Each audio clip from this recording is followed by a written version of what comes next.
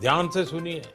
पूरे देश में आज रात 12 दोस्तों, भारत में एक बार फिर लॉकडाउन को लेकर डर और भ्रम का माहौल तेजी से बनता जा रहा है। सोशल मीडिया प्लेटफॉर्म से लेकर गूगल सर्च तक हर जगह एक ही सवाल गूंज रहा है। क्या देश में फिर से 2020 जैसा लॉकडाउन लगने वाला है? क्या लोग फिर से अपने घरों में कैद हो जाएंगे? क्या बाजार, स्कूल, ऑफिस सब बंद हो जाएंगे? इन सवालों ने आम लोगों के मन में एक बार फिर वही पुराना डर जगा दिया है जो हमने कुछ साल पहले कोरोना महामारी के दौरान महसूस किया था। दोस्तों, पिछले 24 से 48 घंटों में इंटरनेट पर lockdown 2026, India lockdown news, lockdown due to war जैसे कीवर्ड तेजी से ट्रेंड करने लगे हैं। लोग इन शब्दों को बार बार सर्च कर रहे हैं, जिससे यह साफ होता है कि देश भर में एक अनिश्चितता और चिंता का माहौल बना हुआ है। लेकिन सवाल यह है कि आखिर यह डर पैदा कैसे हुआ? क्या इसके पीछे कोई ठोस वजह है या सिर्फ अफवाहों का नतीजा है? दरअसल इस पूरे डर की शुरुआत 24 मार्च की तारीख से हुई। यह वही तारीख है जब साल 2020 में पूरे भारत में पहली बार लॉकडाउन लागू किया गया था। उस समय अचानक से हुई घोषणा ने देश के करोड़ों लोगों को चौंका दिया था। लोग अपने घरों में बंद हो गए थे, सड़कों पर सन्नाटा छा गया था और पूरी दुनिया जैसे थमसी गई थी। इस साल जब 24 मार्च आया तो लोगों ने उसी समय की यादें ताजा करनी शुरू कर दी। सोशल मीडिया पर पुराने वीडियो, तस्वीरें और अनुभव शेयर किए जाने लगे। इन पोस्ट को सोशल मीडिया के एल्गोरिथम ने तेजी से वायरल कर दिया। देखते ही देखते यह एक ट्रेंड बन गया। लोगों ने पुराने डर को फिर से महसूस करना शुरू कर दिया। कुछ लोगों ने मजाक में पोस्ट डाले तो कुछ ने गंभीरता से चिंता जताई। लेकिन धीरे धीरे यह ट्रेंड एक अफवाह में बदल गया, जिसने लोगों के मन में डर बैठा दिया। इस डर को और बढ़ाने का काम वैश्विक परिस्थितियों ने किया। खासकर मिडिल ईस्ट में बढ़ते तनाव ने लोगों की चिंता को कई गुना बढ़ा दिया।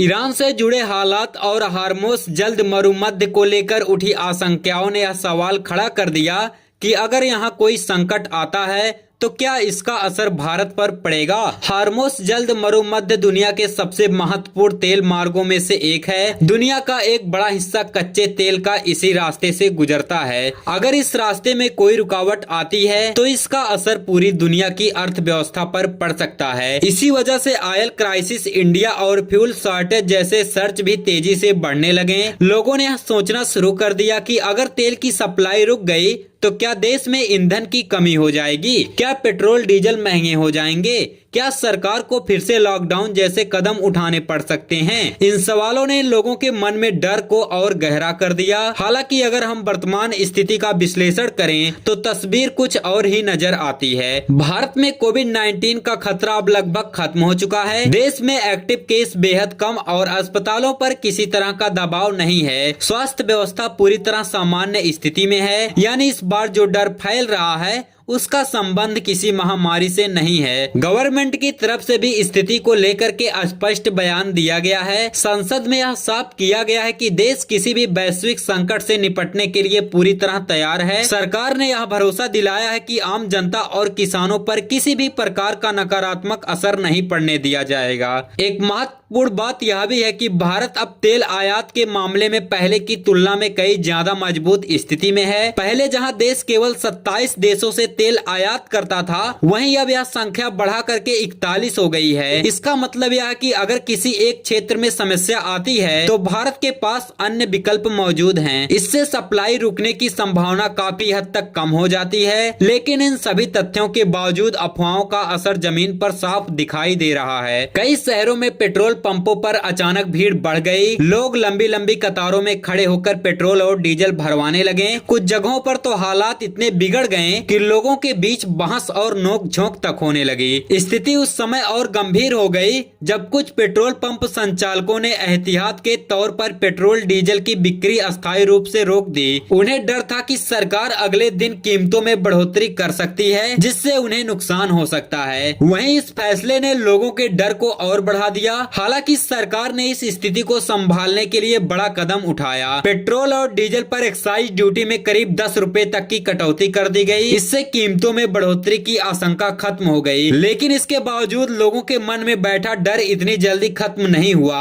अगले दिन भी पेट्रोल पंपों पर भारी भीड़ देखने को मिली। स्थिति को नियंत्रित करने के लिए पंप संचालकों ने प्रतिवाहन पेट्रोल देने की सीमा तय कर दी। कई जगहों पर यह सीमा 300 रुपए तक रखी गई, जबकि कुछ स्थानों पर इसे घटा करके 100 रुपए तक कर दिया गया। इसका उद्देश्य था जमाखोरी को रोकना और ज्यादा से ज्यादा लोगों तक ईंधन पहुंचाना। लेकिन इस फैसले से आम लोगों को परेशानी का सामना करना पड़ा। वे अपनी गाड़ियों की टंकी फुल नहीं करवा पा रहे थे। कई लोगों ने इसी पर नाराजगी भी जताई। उनका कहना था कि वे सिर्फ एहतियात के तौर पर पेट्रोल भरवा रहे हैं, ताकि अगर भविष्य में कोई समस्या आती है तो उन्हें दिक्कत ना हो। कई वाहन चालकों ने बताया कि वे पहले के अनुभवों के आधार पर तैयारी करना चाहते हैं। 2020 के लॉकडाउन के दौरान उन्हें काफी परेशानियों का सामना करना पड़ा था, इसीलिए इस बार वे सब तैयार रहना चाहते हैं। यह दिखाता है कि लोगों के मन में उस समय का डर अभी भी पूरी तरह खत्म नहीं हुआ है। अगर हम पूरे मामले का निष्कर्ष निकालें तो यह साफ होता है कि फिलहाल देश में लॉकडाउन लागू होने की कोई आधिकारिक घोषणा नहीं हुई है। सरकार ने भी ऐसा कोई संकेत नहीं दिया है। कोविड-19 की स्थिति नियंत्रण में है और तेल सप्लाई को लेकर भी भारत के पास पर्याप्त विकल्प मौजूद हैं। इस पूरे मामले में सबसे बड़ी भूमिका अफवाहों और सोशल मीडिया की रही है। बिना पूरी जानकारी के शेयर की गई पोस्ट और वायरल कंटेंट ने लोगों के मन में डर पैदा कर दिया। यह एक ऐसा उदाहरण है जो दिखाता है कि कैसे गलत जानकारी या अधूरी जानकारी बड़े स्तर पर असर डाल सकती है। इसलिए जरूरी है कि हम किसी भी खबर पर भरोसा करने से पहले उसकी सच्चाई जरूर जांचें। हमें आधिकारिक स्रोतों पर भरोसा करना चाहिए और अफवाहों से बचना चाहिए, क्योंकि कई बार असली संकट से ज्यादा नुकसान अफवाहें ही पहुंचा देती हैं। आज के डिजिटल युग में जानकारी की कमी नहीं है,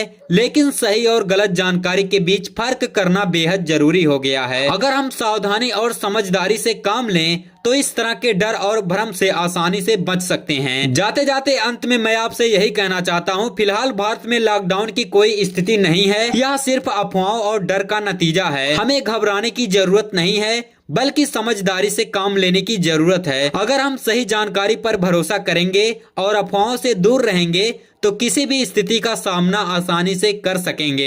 इस वीडियो में इतना ही। मिलूंगा आपसे नेक्स्ट वीडियो में। तब तक आपको यह वीडियो कैसा लगा है कमेंट में बताएं, और आप हमारी इस वीडियो को कहां से वॉच कर रहे हैं वीडियो के नीचे कमेंट में आप लोग हमें यह भी जरूर बताएं।